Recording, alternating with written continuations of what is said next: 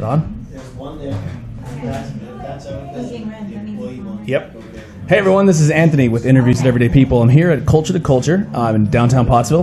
We're going to be here live for the second time now with at Culture2Culture Conversation Café, and we're going to have people joining us hopefully and having some conversations. And it's like I said, it's a great place. I don't know the exact address. We got to get that for you, but it's right across the parking lot from the Crimson House. So yeah, we're going to meet some cool people tonight and find some things out. So this is going to be edited here and there, and we'll find different ways to get fancy with it because I'm not very good at video editing yet, but we'll get there.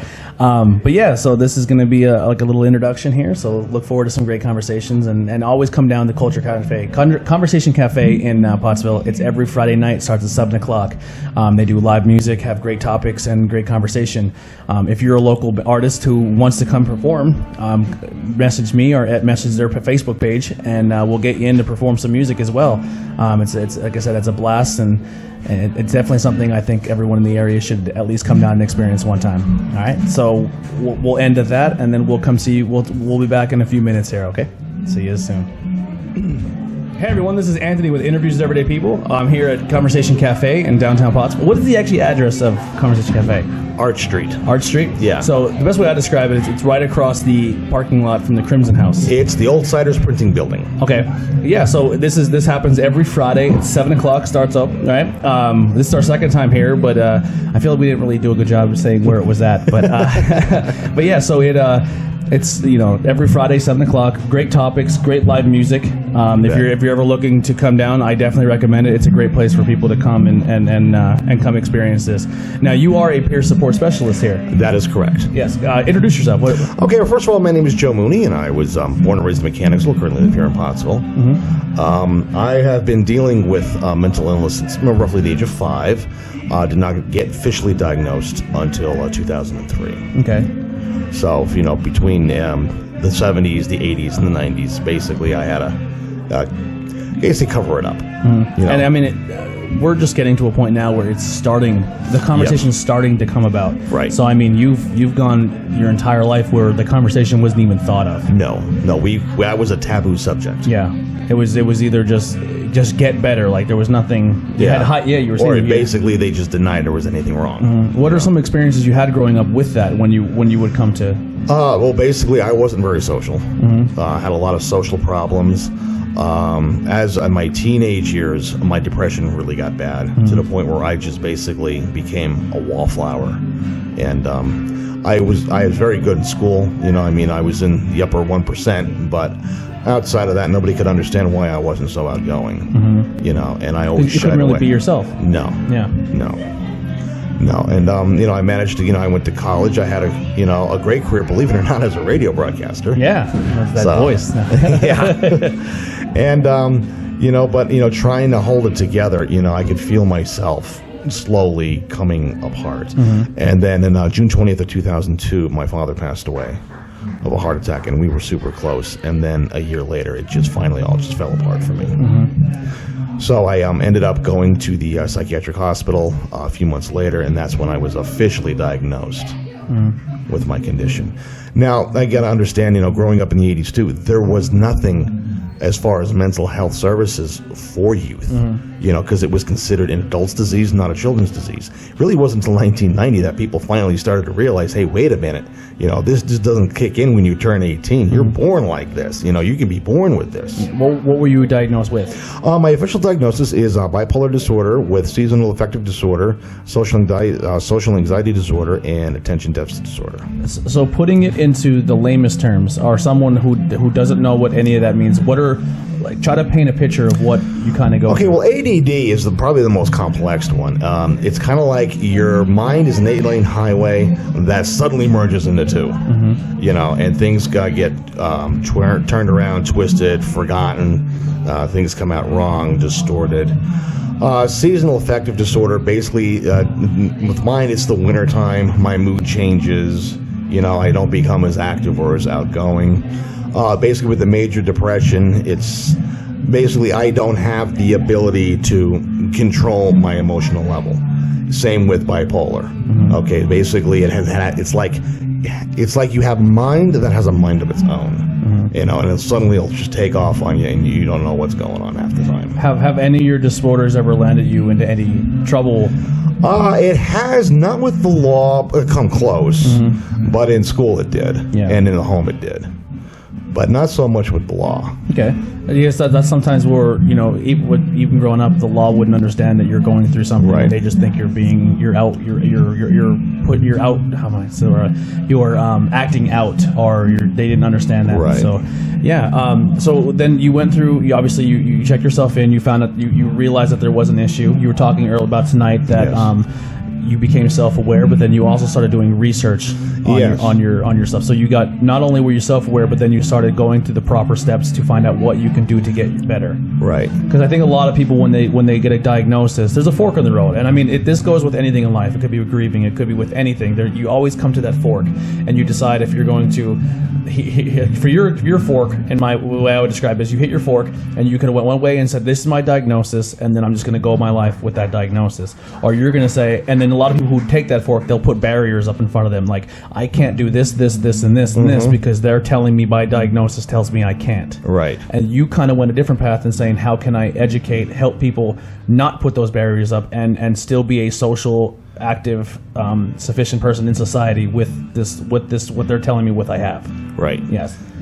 Yeah, there's many people out there, that many celebrities, many famous people, you know, that do suffer from this, and they went on to have extremely successful lives. And I thought, you know what, if they can do it, so can I, and so can anybody else. I was when I struggled with depression for a long time, and then just recently, I mean, this is when something that wasn't talked about, but I was a big professional wrestling fan, and growing up and hearing guys like Jake the Snake and Macho Man Randy Savage and The Rock and all these, and Stone Cold Steve Austin, the guys who, like, I'm a superhero guy. I like my nerdy comic book stuff as well, but to me, professional wrestlers were the embodiment of what a superhero was, and to hear that they go through the same things I do, I'm like, yeah, but they still went out. Like, some of those guys have social anxiety. They don't like to be in public, but they go out in front of 10,000 people and put a show on. Like, so you could put a barrier up, or you can find a way around it. So that was an inspiration for me, you know, is finding that my idols struggle with stuff, and then you can go about and still do great things. Right. Yeah. So how did you become a peer support specialist? Okay, well, I guess it all started about 2015 when I first heard about it, and then I asked, you know, what is that? And they told me that, you know, what they do is that this is a person that works with people with mental illness on life skills and problem solving, and it helps them support them in their recovery. And I thought, you know, that is a great idea. I think that's something I would like to do, because I know what it's like to be there and not have anybody understand you. I know what it's like to want help. I know what it's like to need help and not have that help there. I know what it's like to want someone to listen, someone to talk to, and there's nobody there. I can be that person. You know, I can give people the help and the comfort and the friendship that I didn't have. You know, I want to prevent others from going through what I went through. You know, there was a great line that was delivered tonight. I believe you were Eddie. You kind of tag teamed a little bit on it. The one question was, can you fix me as a peer support specialist? And the answer was, I can't fix you.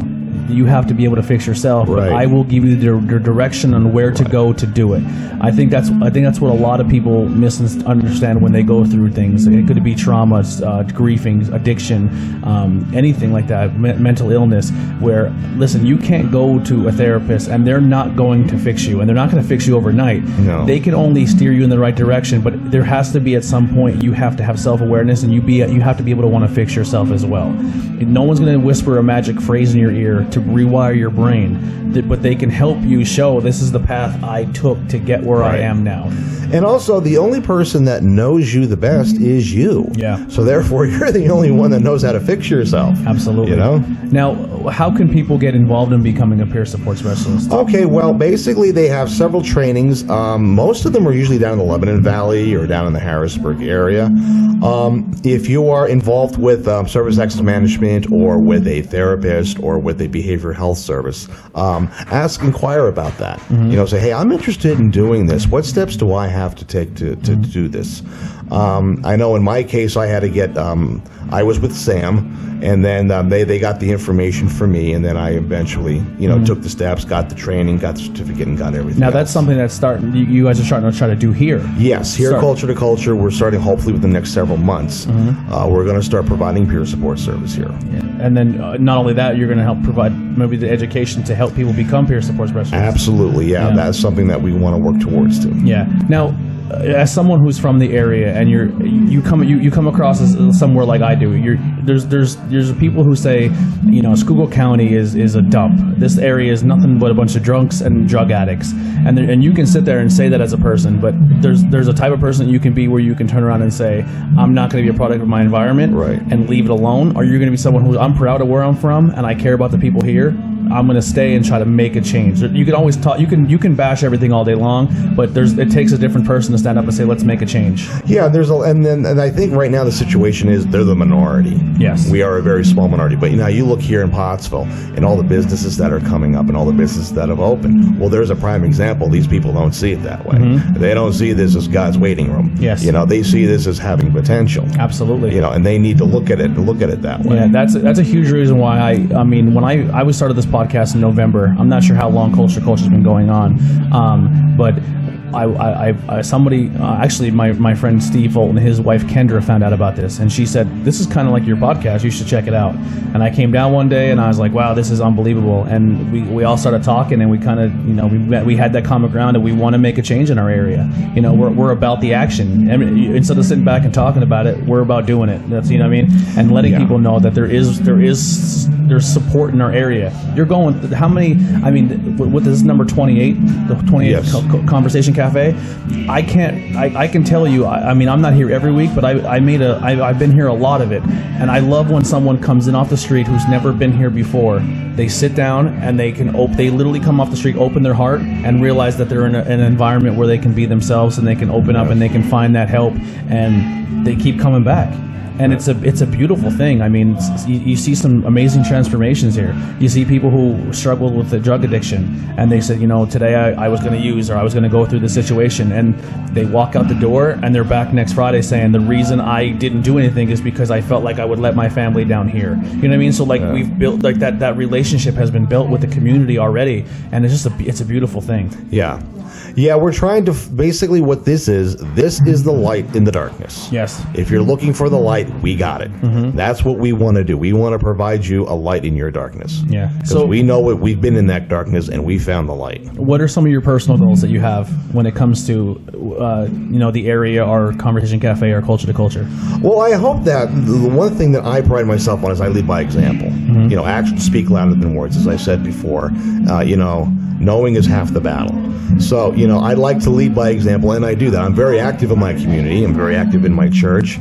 I also have a job in my own apartment and everything, so I can live a normal life and lead a normal life. Yeah. And being active in the community is a tremendous push, is a tremendous positive. Yeah. Because not only are you proving to everyone that you can do it, but you're getting something back from it. You're getting some self-satisfaction knowing that, hey, I can make a difference, and a good difference. I personally, for me, even with this podcast, I love when someone, hey, I watched your interview with such and such person, and their story inspired me to help or get the help I need to do something else. And it's such a gratifying thing that something similar of just hearing a voice or yes. reaching out and putting being that light in the darkness can change someone's life and make them still be here. Yes, and it's awesome. And then the positivity is such. The word cancer is a word that sounds so negative, but negativity is a cancer as well as positivity, yes, and it spreads. And if you're the person who spreads that positivity and you can take over the world with it. You can do amazing things with positivity. And I think a big part of the negativity is fear, ignorance, stupidity is what it is. Those are the three things that And people don't understand. People will not believe what they don't understand. And it's an easier path to take. Exactly. I can sit, like, going back to down talk in the area, you can be that person to be like, man, this area sucks. Da, da, da, da. I hate. Because it's just easier to do that. Right. Or you can be the person to be like, you know what? Instead of saying, this is stupid, I'm going to go out and actually experience my area. I'm going to walk around. I'm going to talk to people. I'm going to put that effort in. I'm going to take, and I guarantee you'll surprise yourself. Right. It's a great thing.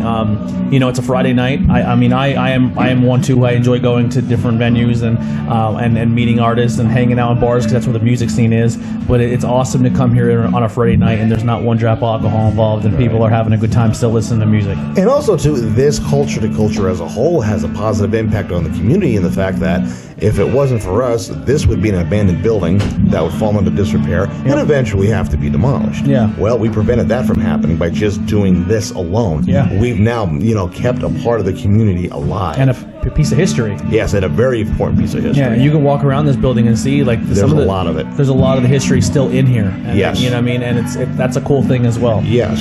And you walk in, there's book sales going on. Yes. There's T-shirts. There's local. There's people are doing printing here. It's just such a melting pot of different things in the area that this building and this culture to culture provides. Yes, so that's one thing. As we're actually having an impact on the community in more ways than you can imagine. Yeah, I'm all aboard with it. I love what you guys do. Thank you. In closing, is there anything you wanna wrap up with, or anything you want to get off? Our conversation cafes are every Friday night from 7 to 10. If you're in the area, please stop in. Don't be afraid. You're all welcomed here. We're all friends here. Mm-hmm.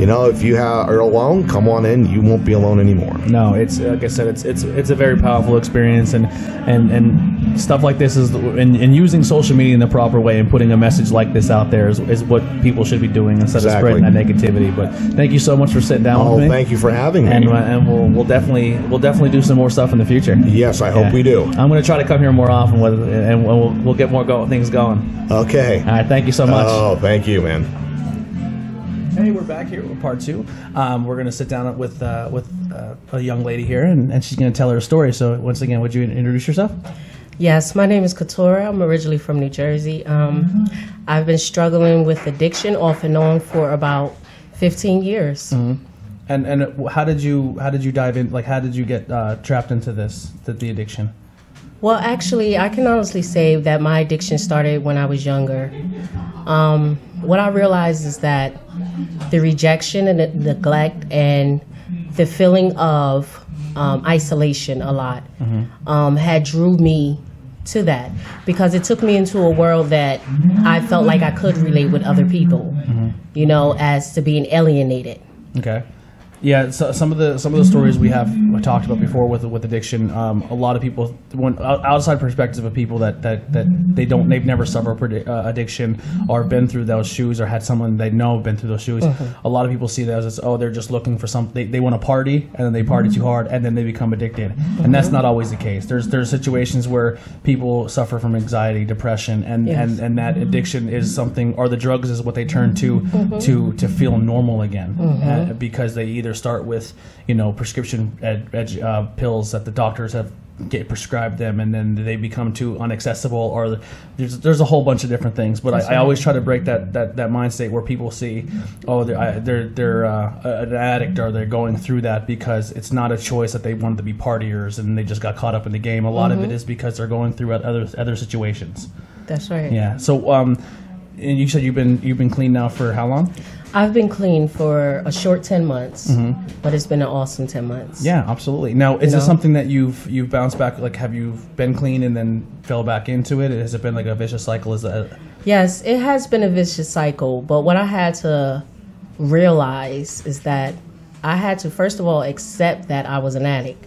That's something I didn't even understand, the disease of addiction. Yeah. I learned about all that in Gaudensia in 2017. I'm almost 40 years old now, and it's like, all those years that I spent out there running, how I never knew what I was battling, because you cannot beat anything if you don't even know what you're fighting. Absolutely. You got to learn the tactics of it. And so being in different programs and talking to other people, I've learned tactics, skills. I've collected tools to use. So I take it a day at a time, and I'm really praying that this is that was my last fall, you know, and this will be my 10 months and counting from here on out. Awesome. You're going to come back to, when we're talking a little bit, you're actually going to be moving to the Pottsville area now, right? Yes, sir. So we'll be keeping tabs on you here at Culture to Culture. Now you said you found out about this from Pastor Vinny, correct? Coming yes, here? Yes. What has your experience been with Culture to Culture and Conversation Cafe? Great. I really feel at home. I am an artist inside out. So poetry, any feel that I get when I come here, I feel like I have all of that. I feel like I'm just at home. I don't feel like I'm judged. You know, I feel like it's a really easygoing place. You meet all different type of people. It's, you know, diverse. It's safe. You know, so my experience overall with Culture to Culture has been amazing. Awesome. Now, what was your light switch moment 10 months ago that you said, hey, this is this is gonna be my last time. I don't want to do this anymore. What was that moment? I'm glad you asked that. Well, I had actually went back to New Jersey, and when I had relapsed, and I called myself hanging out, partying, and took it too far as usual because I'm an addict, right? So I woke up in someone's backyard at night. Okay, don't know how I got there. I woke up, I was scared, I was alone. Thank God I was fully dressed. You know, thank God for that, because all kind of things happen, especially to women. Yeah. You know, and when I woke up, I just said, I can't live like this. This is it. I had to go. All my personal items were still there, like my credentials. Only thing that was gone was the phone, which was good because I used that phone to do things that I had no business doing. So you lost a lot of contacts and a lot of numbers you didn't need anymore. Exactly. Yeah. So I believe all of that in one was just a sign that it was just time for me to stop. You know. So. Yeah, and like I said, we've had conversations before I had with other people, and I mean, I've had stories where people we had Meg on, and Meg's story was she watched her friend, she lost her boyfriend and her brother to the drugs, to heroin, and they've watched each other overdose numerous times, and it was never that light switch moment. So it comes, but not always the way you plan. Like, you know, like that's. I'm glad you're safe, but it's funny how the universe works. How everything was still there except the phone, except the one of your main enablers would the phone. Exactly. Yeah, absolutely. Exactly. Now, you went through it. What was the name of the program once again? It was Gaudizia. I first went through a place called Vantage House in Lancaster. And then I went to a place called Fountain Spring, and which eventually led me to a halfway house called New Destiny in Ashland. Ashland. See, I'm from the whole area. I didn't know that existed in Ashland. I'm originally, my grandmother used to live in Ashland, and but I'm from that side of School County. Well, it's a really private place because it's for women with children. So awesome. You know, it's a really private. I'm just really happy that there's something like that in our area that I didn't even realize was there. Definitely. That's awesome. That's really. And is that just for people that are struggling with addiction, or is that just for women in general? Is it like a both? Both. Awesome. I have seen both come. You know, some people with children, without children, who struggle with addiction or may just have mental health issues that may lead to addiction eventually, and they come and get help. Absolutely. What would something you would say to someone that is going through what you've been through? Like, I know everyone there needs to come a point where even a lot of people say that you need to find it yourself. Yeah. No one's going to whisper a magic phrase in your ear to turn your life around. You have to have that self-awareness, and you have to be willing to do it. But what would be some advice you can give to people? First thing I would say is, whether you are religious or a believer or not, pray. Because there is definitely some sort of energy and some sort of force that is more stronger than you. Absolutely. So I will always say, reach out to that energy and just pray and put those words, those positive words out there into the universe. Speak it into existence and think it into existence. And bring it to life, what your heart's desire is, and you will see it be fulfilled. Absolutely. I defer when it comes to that aspect. I mean, I love that everyone has something that they believe to, but I'm a big thing with the positive energy. I think what you put in is what you get back. Exactly. And if you speak something into existence, it will happen. Yes, So definitely. I'm glad we covered all top bases there. But I'm super excited that you're finishing the program. Yes. You're going to be a resident of School County, Pottsville. Yes, I am, proudly. Jersey, we stole a good good one. Jersey. We stole. You got to pump your own gas here. Sorry. Beep beep. Yeah, you gotta pump your own gas. I'm sorry. There's one or two places that are self-serve, but for the most part, you gotta get out and do it yourself. I know. That's right. You go to Jersey, and everyone they say, like, "I'm a Jersey girl. I don't pump my own gas." Yeah. But I'm happy that you're a member of the Culture to Culture family. Thank you. It's a great thing to be a part of, and Yes, it is. and we'll keep checking up on you. And every month we'll say 11, 12, a year, 2 years. That's right. And we'll keep in touch and keep having fun. But thank you Yes. so much for sitting down with me today. Not a problem. Thank you very much. Absolutely. All right. All right. Anyone else? I have a question. What? How did you find, just for people who don't know how to find Yes, things, yeah. How did you find the program that you? the program in Lancaster? The first, Oh. that was the first one. Okay, yeah. Well, actually, it had started off with a short-term program. Basically, like, you know how they have 28 days, 30-day programs. Okay? So what you would do is ask a lot of questions. Do you know any place that I can go to that's for longer treatment? They have all the connections that you need. It's just about opening up and asking for what you need.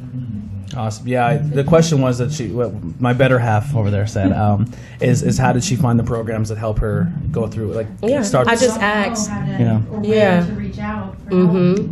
I was actually in a 30-day program called Malvern in Catasauqua, Pennsylvania. That's close by Allentown. And when my 30 days was up, I have twins, a boy and a girl who are 3. And they were little, and I didn't feel that I was ready. So I asked the counselor there, I said, is there any program that I can go to and bring my children with me? You know, that's a longer term until I feel like I'm okay to stand on my own 2 feet to continue this walk of sobriety. And they pointed me to Vantage House. That's awesome.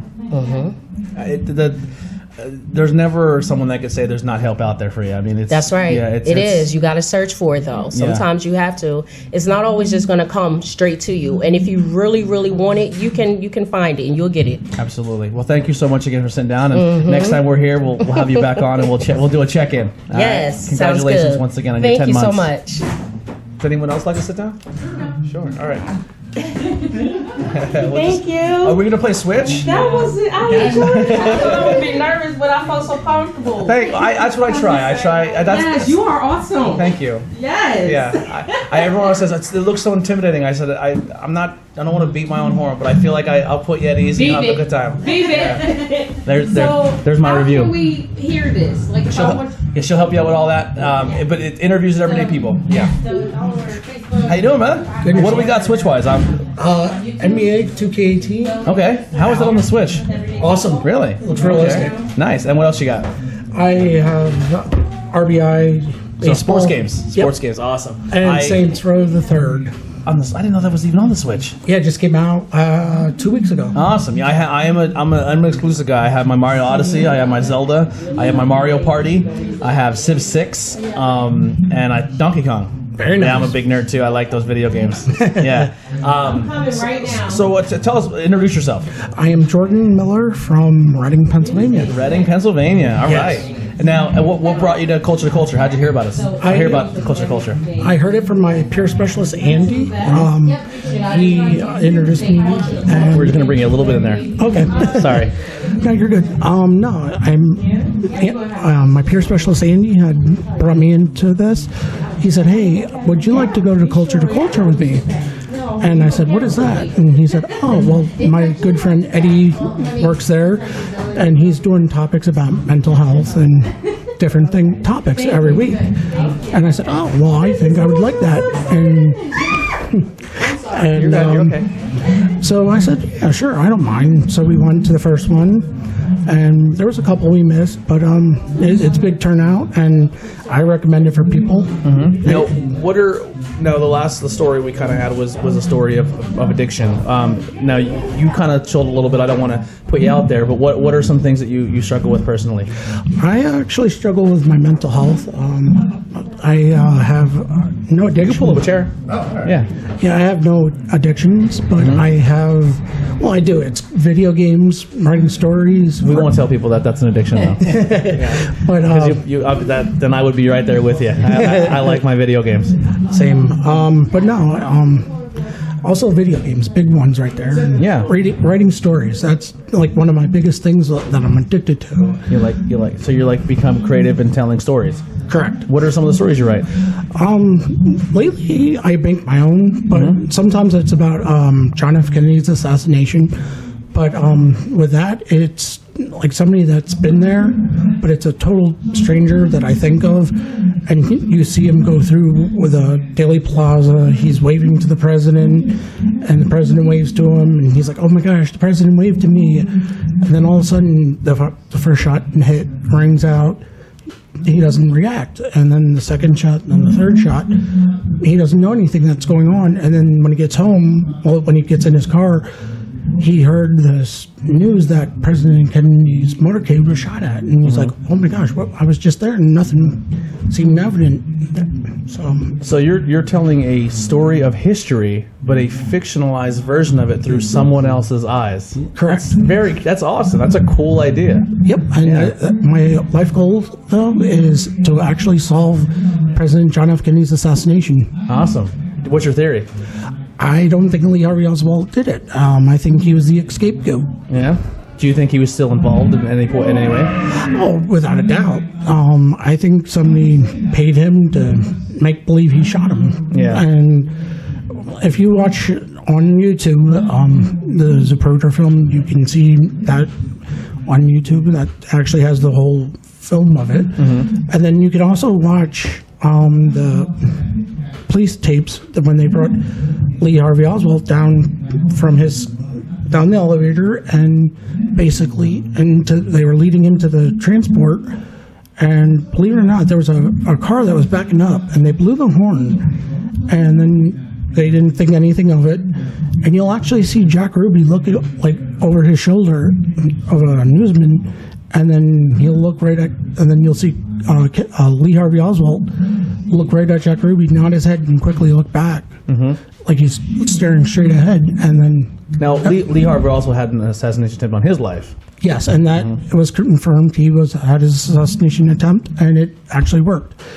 By Jack Ruby, his real name is Jack Rubenstein. Jack Ruby got in there, put the gun to his abdomen, and pulled the gun with a .38 caliber and shot him right in the stomach. And right away, they wrestled him to the ground, took the gun from him, and they were loading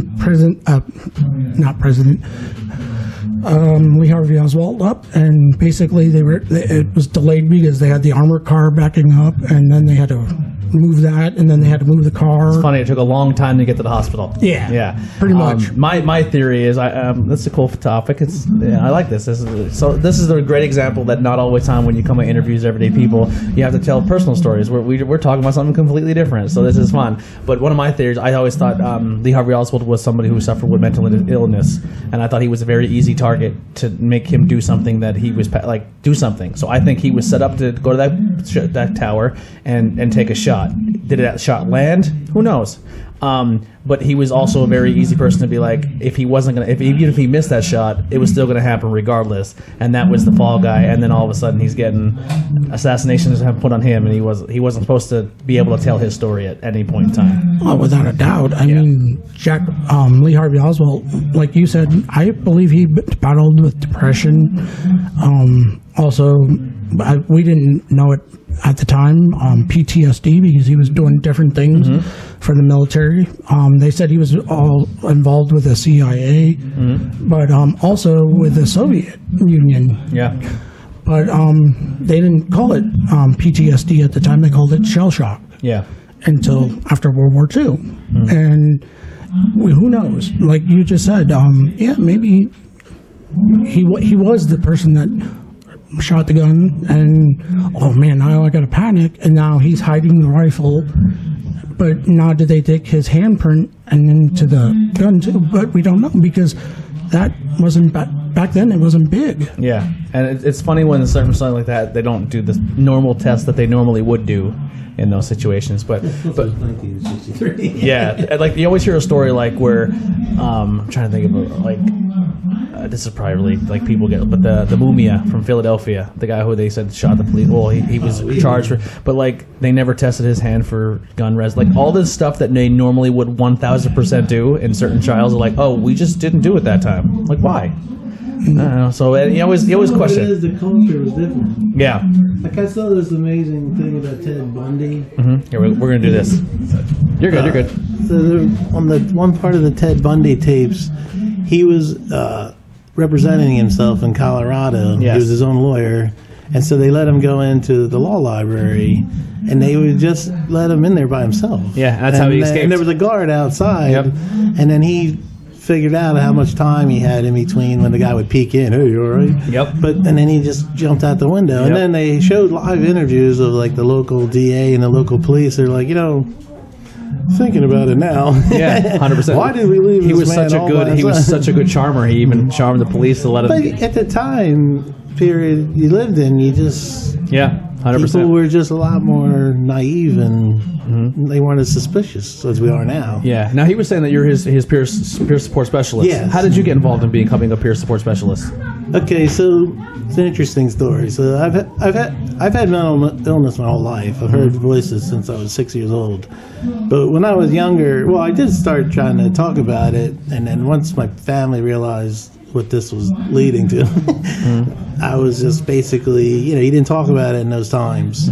So at that point, I just grew up my life just, becoming a chameleon, blend in with the normal people. Yeah, that's exactly what we talked about earlier. At those times, it was different. When were you officially diagnosed? Okay, so part of my story is I'm not like a quick cycler. I was manic until into my 30s. Okay. So I honestly I knew I was, well, we called it manic depression when I was younger. I knew that's what I was, or what I had. Yeah. But then I went from being manic to like morbidly depressed. I was suicidal for a few years, and then I realized, I need to swallow my pride and let go of some of the things that were ingrained in me. I need to, try to get help. So naturally, you get a psychiatrist.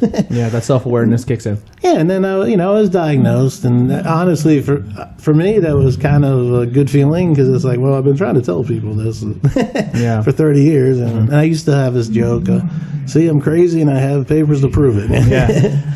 But what happened is, when I had a lot of extreme changes in my life. I had a business, I had to get out of that, and I ended up working in a gym, and I opened the gym up at 4 o'clock in the morning, worked till 8 o'clock.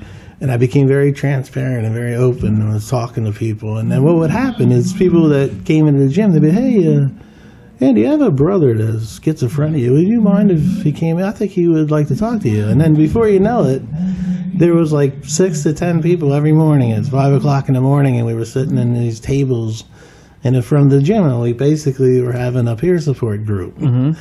And I loved it. And I felt great, and I could tell they felt great. Well, there was a psychiatrist that was coming into the gym every day, and he would watch this for months. And then one day he just came up to me, and he said, there's actually this thing called peer support now, and that's what you're doing. Would you like to do this as a job? I was like, what, a job? And then he got me into the certified peer specialist class, and then that's where it went from there. Yeah, absolutely. Now, something like Culture2Culture, what does this place mean to you, and what are some of the things that you like about Culture2Culture? Okay, so idealistically, I like this because this is like a raw. This is like a capsulized version of what peer support really should be. It's about relationships from individuals to community, and it's not like a business involved. Decisions aren't being made by analytical things. So, but the problem is you do have, when it comes to like an agency or promoting peer support in a professional realm, unfortunately, funding and insurance is involved. Yeah. And so you have the conflict of what it really is, and then you have the outside people trying to come up with an evaluation. Like, how do you measure whether it works or not. So I like this because everyone gets it.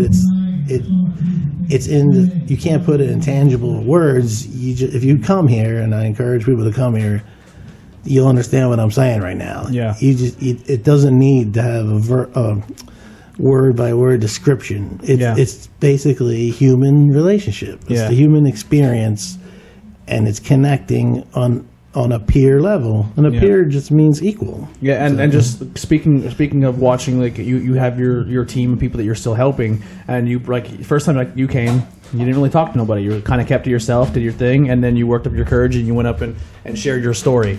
And it was amazing, and you can definitely tell, like, just from you coming here every other week, you're opening up more. You could be the next Andy. You can help people. Like you're at that level. Like you're getting to that level. Like you've understood where you're coming from. You've tackled you're tackling your past demons, and you're socially opening up more, which is awesome.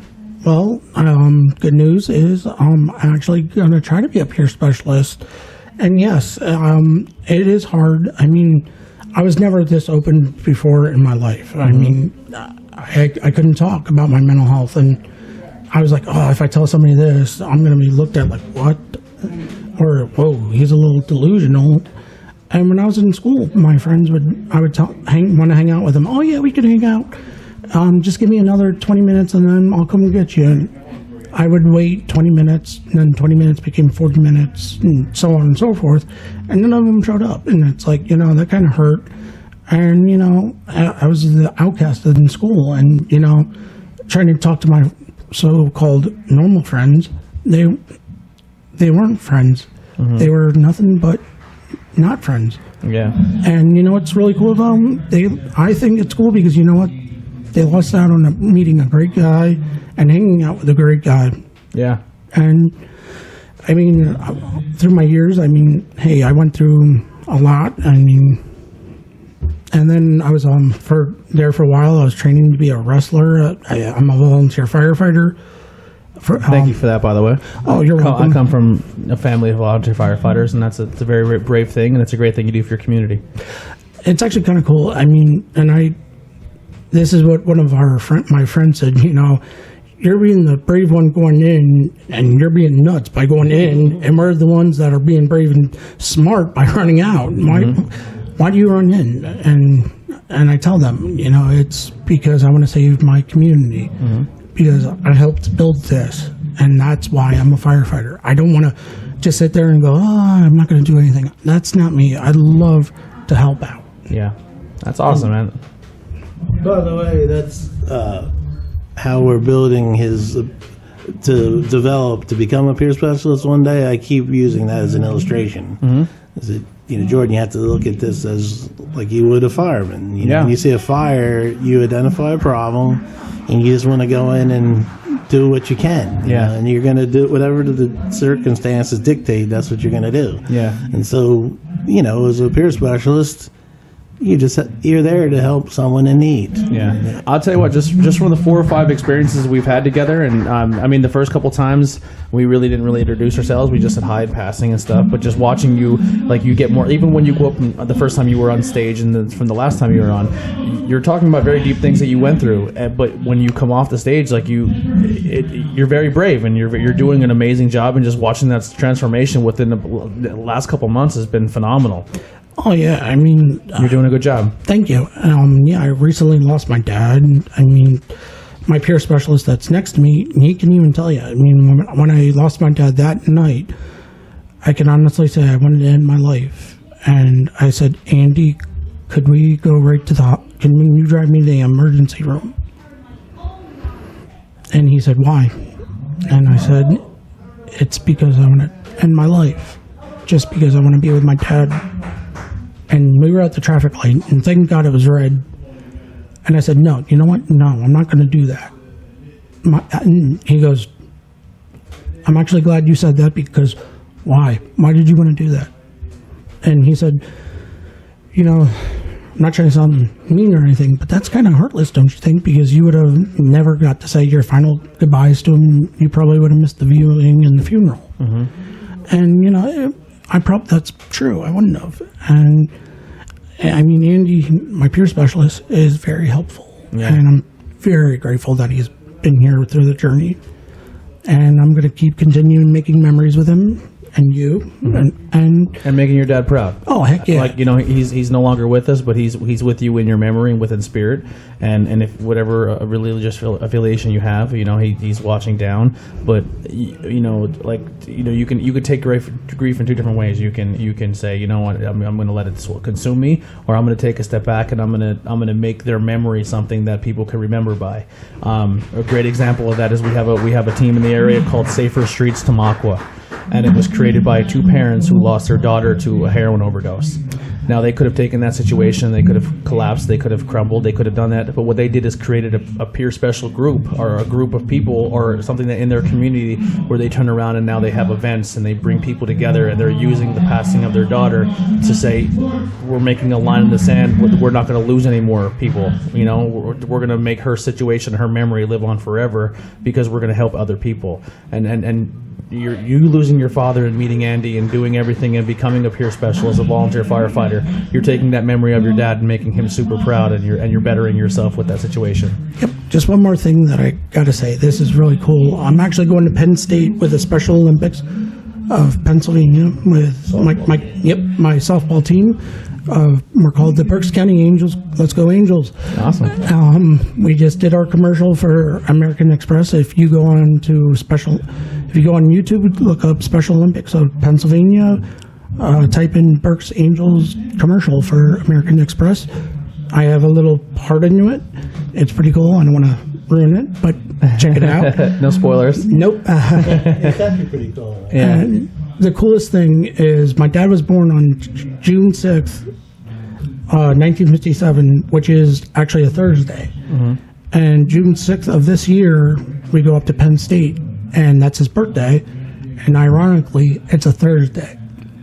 And it's kind of funny, when I was at my house, I actually just recently found his old beat-up U.S. Army hat. And it was funny because every time I would see that, he would say, hey, I need my hat. Every time he would go out, hey, I need my hat. No, you don't need it. And I saw that, and I put it right to my heart. And then my Berks Angel hat next to it, too. And I said, so then I called my coach one night, and I said, hey, do you mind if I bring up my dad's veterans hat? And he said, Jordan, if you don't mind, I don't mind if you do that. I was going to ask you if you could do that. And I said, okay, cool. And he goes, and then I said to him, do you mind if I put it on the bench just by itself? And he said, well, I'm going to add something to it. And I said, what is that? And he said, I want you to put a bat on it that will insinuate that he's with us. Awesome.